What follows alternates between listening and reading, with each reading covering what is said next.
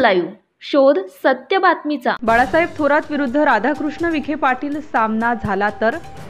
आगामी विधानसभा निवडणुकीच्या पार्श्वभूमीवर गेल्या 1.5 महिन्यापासून सुजय विखे विरुद्ध बाळासाहेब थोरात असा सामना रंगणार अशा चर्चांना उधाण आलेले असताना बाळासाहेब थोरात यांनी पुन्हा या विषयावर बोलताना सुजय विखे यांचे वडील आणि विद्यमान महसूल मंत्री राधाकृष्ण विखे यांनाच आव्हान दिले आहे।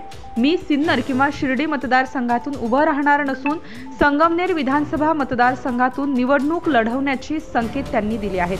महाराष्ट्र न्यूज लाईव्ह साठी प्रतिनिधी काशीनाथ घुले, संगमनेर। कोणता विषय जागा वाटप संदर्भात कधी निर्णय होईल आणि काय जागाचा काही कालपर्यंत आम्ही बसलो होतो, आता पुन्हा आम्ही चर्चा करतो पुढील आठवड्यामध्ये।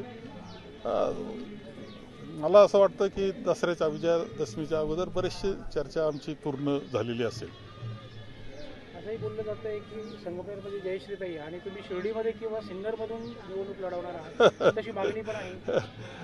असं काही म्हणजे असं चर्चा कुठून आली आहे मला माहीत नाही, म्हणजे ही नवीन चर्चा मला ऐकायला मिळाली।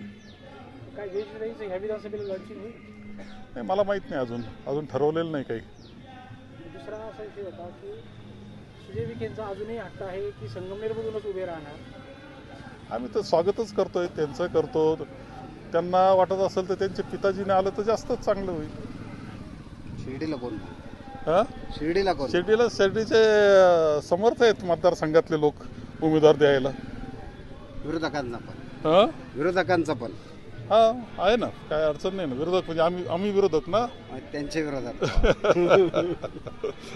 काल रात्रीपासून एक चर्चा सुरू झाली आहे की महाविकास आघाडीकडून काँग्रेस बाहेर पडेल आणि स्वतंत्र निवडणूक लढेल। हे नवीन शोध कुठून येत आहेत मला माहीत नाही। महाविकास आघाडी पक्की आहे, एकत्र लढणार आहे, सत्तेवर येणार आहे। महाराष्ट्रातील लेटेस्ट बातम्या पाहण्यासाठी महाराष्ट्र न्यूज चॅनलला यूट्यूबवर सबस्क्राईब करा आणि बेल आयकॉन प्रेस करा।